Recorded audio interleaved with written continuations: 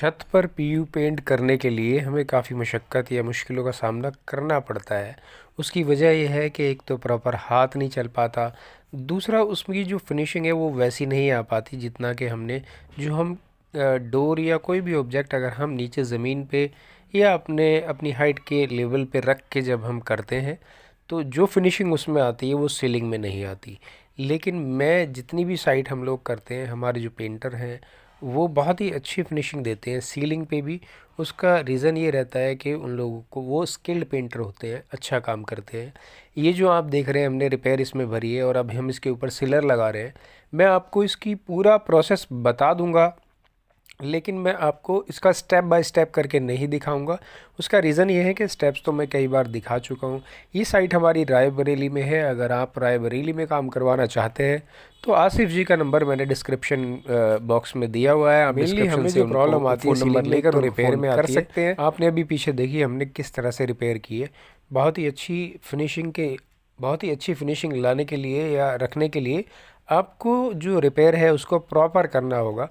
कोई छोटी छोटी सी भी रिपेयर अगर रह जाती है, देखिए क्या होता है जब हम एक बार रिपेयर करते हैं तो वो बैठ जाती है। यानी जब आप स्प्रे करेंगे, जैसे हम चिलर लगा रहे हैं, तो जो रिपेयर है वो थोड़ी बैठ जाएगी, अंदर चली जाएगी। तो अंदर जाने का मतलब ये है कि सोक वुड के अंदर चली जाती है, वुड फिलर थोड़ा अंदर चला जाता है। अगर आप किसी अच्छे ब्रांड का यूज़ करते हैं तो वो इतनी जल्दी नहीं बैठता है।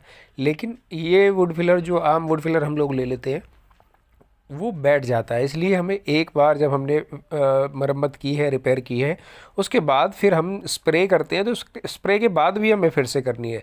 यानी कि 2 बार करनी है। और अगर आपको लगे, वैसे तो 2 बार में सफिशेंट हो जाता है, लेकिन अगर नहीं होता तो या दूसरी बार में बैठ जाती है रिपेयर, तो हमें अच्छे से उसको चेक करके दोबारा फिर से भरनी पड़ती है। लेकिन ये बहुत कम चांस होता है कि आपको 3 बार करनी पड़े। ज़्यादातर तो 2 बार में बहुत अच्छी बैठ जाती है। मैक्सिमम तो 1 में कवर करती है, सेकेंड में अच्छी तरह से कवर कर लेती है। रिपेयर के बाद फिर आपको उस पर बेस कोट डालना है। बेस कोट के आप 2 कोट डालें। एक कोट डालने के बाद उसकी फिर सैंडिंग करेंगे, मतलब कि 4 से 6 घंटे बाद फिर सैंडिंग करेंगे। सैंडिंग करके फिर सेकंड कोट डालेंगे। और बेस कोट के 2 कोट डालने के बाद देखिए 2 कोट में भी आपकी फिलिंग हो जाती है। लेकिन अगर आपको लगता है कि फिलिंग कम है तो आपको कोट, थर्ड कोट या फोर्थ कोट भी डालने में कोई हिचकिचाहट नहीं होनी चाहिए। क्योंकि अगर आपकी भराई प्रॉपर नहीं होगी तो आपकी फिनिशिंग में मज़ा नहीं आएगा। यानी कि जो फिनिशिंग जैसी आपको मिलनी चाहिए पीयू की, वैसी नहीं मिलेगी। अब कई बार क्या होता है, जो ग्रूव्स होते हैं इसमें ग्रूव्स में आपको प्रॉपर आपका मटेरियल नहीं जाता है। इसको भी आपको ध्यान रखना है, ग्रूव्स में मटेरियल जाए। आप जैसे धार हमने बना रखी है उसी तरह से बना के मारे, ताकि आपकी जो ग्रूव्स है वो प्रॉपर भर जाए और जो मटेरियल है वुड में भी अच्छे से एब्जॉर्ब कर ले।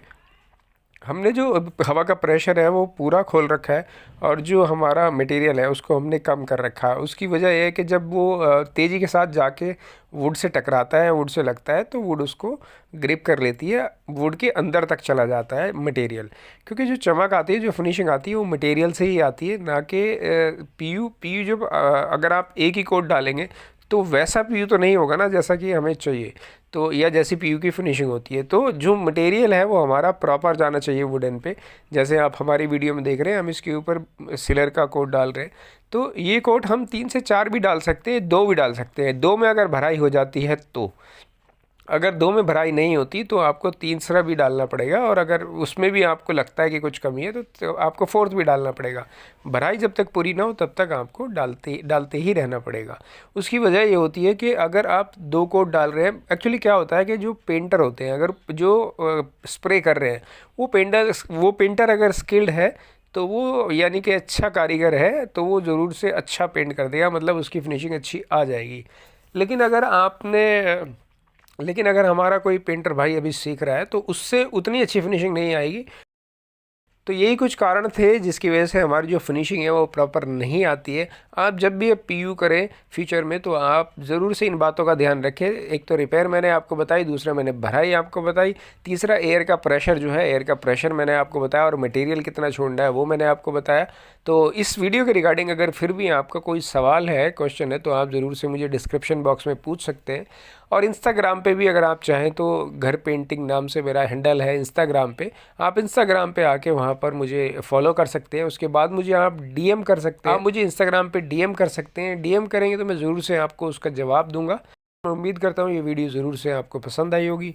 पसंद आई है तो वीडियो को लाइक करें, चैनल को सब्सक्राइब करें। वीडियो देखने के लिए आप सबका बहुत बहुत धन्यवाद दोस्तों।